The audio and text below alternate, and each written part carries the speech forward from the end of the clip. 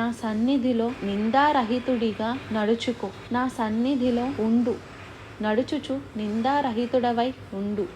అంటే లోపము లేని వాడిగా ఉండు. నీవు పక్కదారిలో తొక్కకుండా ఉండు.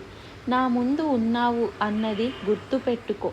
నేను ఇతరులు నిన్ను వేలెత్తి చూపించిన అవసరం లేకుండా, నీలో దోషం లేకుండా నీవు నిర్మూలమైన హృదయమును, మంచి మనస్సాక్షిని కలిగి ఉండు.